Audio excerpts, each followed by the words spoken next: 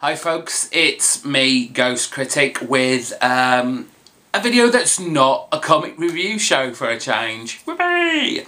I'm just getting over a cold, flu. I've been off for the last couple of days, so I thought I'd take this opportunity to do some videos. Sorry if I sniff and sorry if I cough a lot. I've tried to get it all out before I started this video. But what is this video all about? Well, if you can see from the title, you've probably already guessed. I'm going to talk about Marvel now. I've had a lot of comments and personal messages asking me about my opinion on it, what I'm thinking about picking up, is it a good idea, blah, blah, blah, blah. I'm going to kind of skirt over how I feel about it, because at the end of the day, it's a gimmick. It's a retaliation to DC's New 52. DC have clearly taken back the majority share, only by a thin margin, but they are still now the kind of leading comic book company as of, you know, their New 52 relaunch. So Marvel are clearly wanting that back, their kind of lion's share of the market. And so what are they going to do? They're going to do something kind of similar, but their own kind of unique twist. They're not necessarily rebooting or relaunching like DC did, but yeah, we're all going to start at issue #1 again. And I don't really have a great problem with that, and I don't understand how other people have got such a big problem with it. It is, with comic book readers, there is this whole numbers game and keeping, you know, the chronological numbering order, which they always kind of go back to anyway, especially when there's like kind of momentous anniversary, like a 100th issue or a 500th, whatever, a kind of anniversary issue. They always seem to go back to the original numbering. I just see it, it's like a TV programme. They have a series, it's episodes 1 to 20 or 1 to 12, and it stops, you have a little hiatus, and then you go on to season 2 and it starts back at #1 again. The thing is, yes, it is a gimmick, but it becomes more than a gimmick if you have the balls to put out a good story. And that's, at the end of the day, again, that's what it's all about. As long as you're putting out good stories coupled with good artwork, what does it matter what number is on the front of a certain title? That's just my view on it all. Get over it. Let's get on to the actual Marvel now and what they're actually coming out with. Now, I don't buy this very often. I don't like knowing what's coming months down the line, but there are only 2 times that I will ever buy this magazine previews and the kind of Marvel previews magazine that comes with it. It happened this year, because this isn't the first time this year I've bought this. When I just want something new and I'm not seeing it, I just buy one of these and see what's coming up, to be ready for something new and something interesting and hopefully worth buying and spending my money on. The only other time I do buy it, and I will buy it every time, is the previews that come out in November, which is the solicits for January, because I'm looking at changing things up. Now that's going to be another video for what's going to come on, especially this channel and my comic book buying and reading for 2013, but that's a different video. This one, we're specifically looking at Marvel and their Marvel Now. I have to say, I mean, I looked at my shelves, I look at them all the time, but I realise how few Marvel titles that I do actually get compared to DC. So it was like, this was an opportunity to look at new things and see if, oh, maybe I'll think of picking that up. Now, I know there are some titles, Marvel Now titles, that have already started. So, given that I'm looking at January's, the likelihood is if they're already, I don't know, 3 or 4 issues in, the likelihood is I'm not going to be picking them up because I would have already started and you would have already heard me reviewing them. So we kick off. They have this one, Uncanny XForce. We've got a new lineup. Yes, we've still got Psylocke in there, but now we've got Storm and we've got Puck from Alpha Flight. Spiral, who's actually, well, has always ever been a villain, and this new character called Cluster, which I presume is this kind of Phantom X looking female version. And this is the tall lady on the right. Phantom X suit, but clearly a lady on there. So I presume this is the Cluster we're talking about. To be honest, I won't be picking it up. I've never really been a big fan of Storm. For me, she's kind of the female version of Cyclops. No one's really known quite how to, well, not quite how to write her, but to keep her consistent.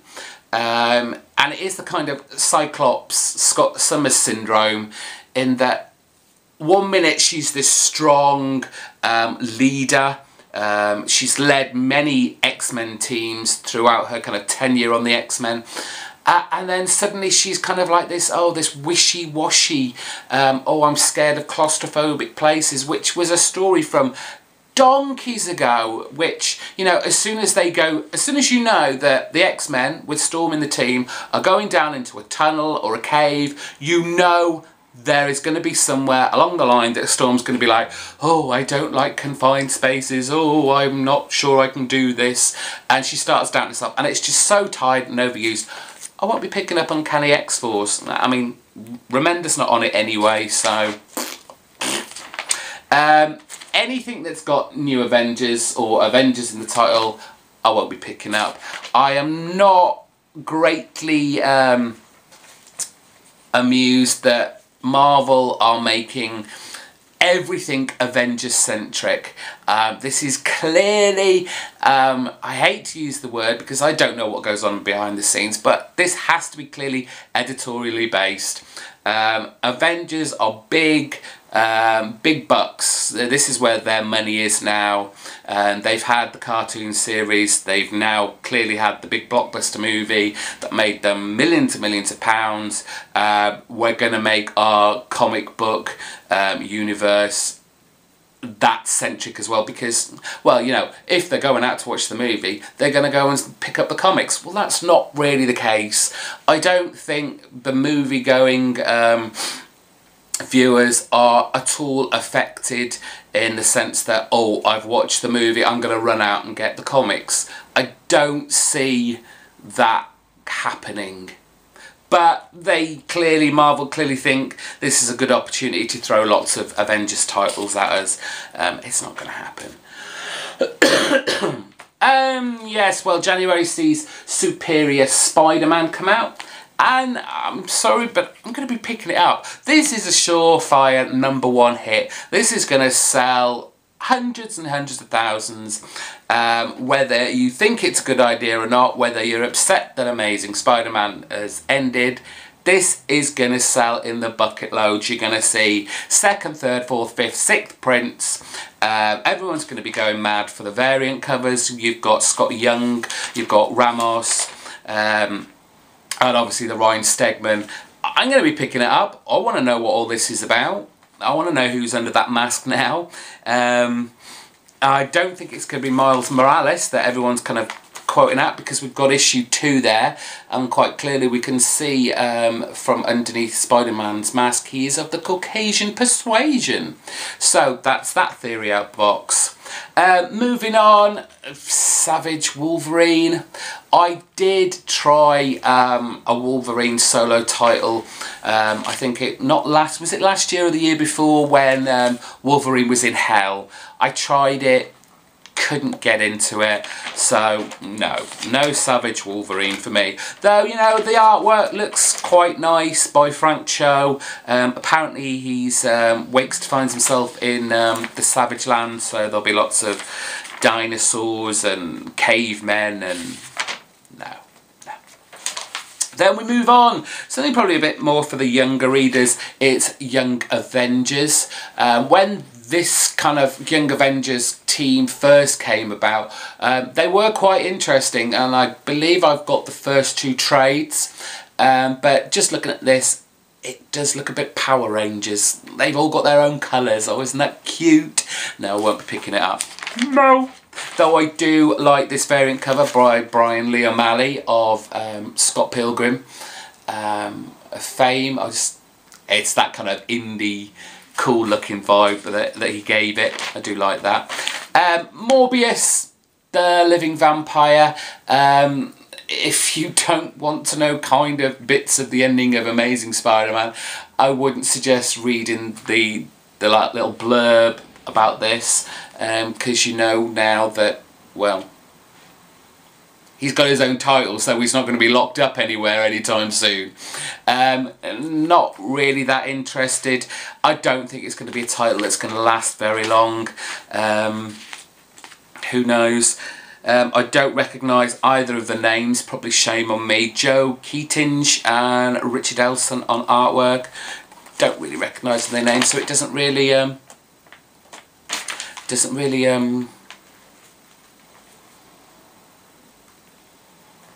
no. Uncanny Avengers, it's already started. I've no interest in it. It's Avengers. X-Men, well, this is all new X-Men. They'll be up to issue 5 by then. Clearly I'm not picking it up now. I used to be a huge X-Men fan, but no, the Wolverine and the X-Men has been great, and I'm still obviously going to continue getting that.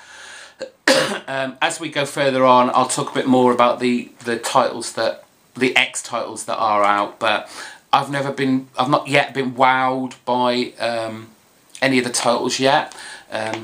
Avengers, clearly not going to be picking that up. A&X, not interested. I don't even understand what kind of book A&X is. Is it just a team up with various Avengers characters and X-Men characters? You've kind of got Storm and Black Panther there, and weirdly there's kind of little circle-y characters here. You've got Captain America on one side and Quentin Quire on the other. Interesting coupling. Cable and the X-Force. No, none of the characters really. I mean, okay, it's Cable. It looks like you've got someone, it looks like Forge there. You've got Domino, Colossus, and I don't know who that guy is, if anyone knows who that is, but no, doesn't interest me. Avengers Arena. Oh, how many Avengers titles do we really need? Captain America. I can't say I've ever got a Captain America ongoing series. Not interested. FF issue 3. This cover just kind of said it to me. I'm not going to be interested in this. It's not that I'm not a fan of Mike Allred's artwork. This could have come from X-Statix back in probably early 2000s, if I remember rightly. It kind of came out of X-Force. They had a big gear change on the way that the X-Force title went, and we had these kind of very indie looking characters, and it all just got messed up and everyone got quite annoyed about it. I had a lot of fun with it, but this screams of that again, and it just doesn't appeal anymore. So no, FF for me. Talking about Fantastic Four, I'm kind of on the edge with Fantastic Four. By January they'll have issue 3 out. I want to pick it up, but I'm just not sure. I'm a big Fantastic Four fan. Obviously, I'm trying to collect the first volume, or as much of it as I can, and have been doing. But I've never actually picked Fantastic Four up as a continuing series. And this is a good chance to, but I don't know. Maybe. I'll maybe flick through the first issue when I see it on the shelves and decide then. Deadpool, by January, it'll be issue 4. The only thing that appeals to me about Deadpool, or at least this new run, is actually the artwork. All the kind of screen grabs and the previews I have seen, it has been fantastically detailed, kind of big monster, blockbuster kind of artwork, and it just looks a lot of fun. But I have real problems with a Deadpool solo title. I've been here before, and I can only take so much of Deadpool. He's great in Uncanny XForce because, you know, he's got the jokes in there, he's the funny guy, but he's got a kind of dark side to go with the team. But I just think this is just going to be an all-out silly book. I'm not sure whether I want to do that. Again, might be one that I just pick up. If I had the money, I'd get everything. If I had tons of cash, I'm sure I'd be picking up every title, apart from Avengers. Got a real hate on for Avengers at the moment. Iron Man issue 5, not interested. Never picked up an ongoing. I'd only ever pick it up in a trade that was really cheap. Had nothing better to read. Indestructible Hulk, this is probably one of the firm ones that I'm going, yes, I will be trying out. It's Mark Waid. He did such a great job at rejuvenating Daredevil, and still does, that, you know, I've got to see what he can do on the Hulk. So that's probably a definite yes from me. Journey into Mystery, not changed its numbering, but it's part of the whole Marvel now. This time apparently centering on Sif. Never really been a big Thor fan, not that I don't like it, but I don't see me picking it up now. Now, of the X titles, this was the one that intrigued me the most. By January, it'll be on issue 4. This is XMen Legacy, and the reason this one's intrigued me so much is it's kind of, well, it's Leader, and that is Legion, the guy with the head coming off here and all the X-Men coming out of it. Legacy was Xavier's son, and he caused the Age of Apocalypse, and he's generally seen as a villain, a bad guy. So I think what Simon Spurrier is trying to do on this is make this story him kind of a tale of redemption, maybe, putting things right. And I was kind of really excited about it. I've seen some artwork for it, which I'm not over enthused about. Again, this might be one I'm going to just be looking at the shelves at, and seeing where we go from there. Thunderbolts, by January, issue 3 will be out. We've got a picture of the Red Leader this time. Not interested, won't be getting that.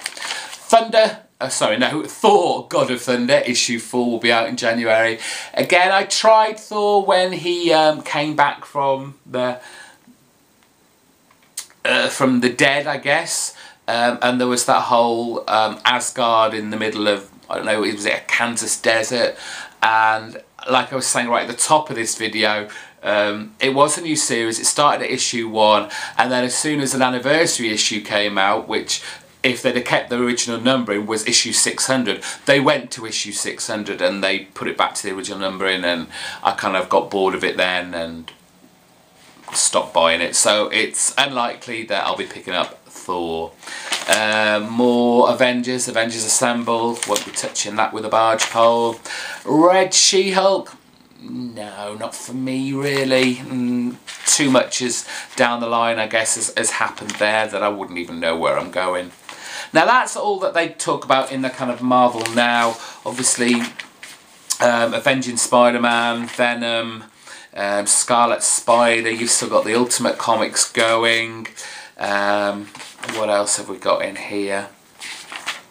Punisher Nightmare, a 5-issue mini-series. To be honest, I think I'm going to give this one a miss. I'll just finish off picking up Punisher Punisher Warzone, which will probably be on its penultimate issue by January, and then that's it there. Everyone's going crazy about Hawkeye at the moment. I think for me, I'll probably get my hand slapped and shouted at for saying this, but I'm just going to pick that up in trade. Captain Marvel never interested me, neither has Winter Soldier. Daredevil, of course, I'm not going to be losing that anywhere along the line, and I think that pretty much... there's Wolverine and the X-Men, what I consider to be the best X title out there at the moment. The most fun I'm having with it anyway. Deadpool is getting a kind of mini-series. It's a kind of spoof on those classic illustrated comics. He's going to be doing, well, there you can see it's Moby Dick. He's going to be doing a number of these. It's called Deadpool Illustrated. No, won't be picking it up. And then there's a lot of X titles which I've got no interest in whatsoever. So that's really what I'm thinking. I mean, my Marvel just seems to get smaller and smaller and smaller, which is a shame. I do remember there was a time I was Marvel man. Hated DC, not hated DC, but really couldn't get into DC at all. And clearly, from you see my reviews, this is swapped around kind of 180 degrees, and I get way more DC titles these days than I've ever done. But in another video you might find out that that is changing. So that's me in Marvel now. I hope that answered some people's questions who were asking me about it, and gave you some ideas of what might be interesting to pick up. Till next time, bye bye.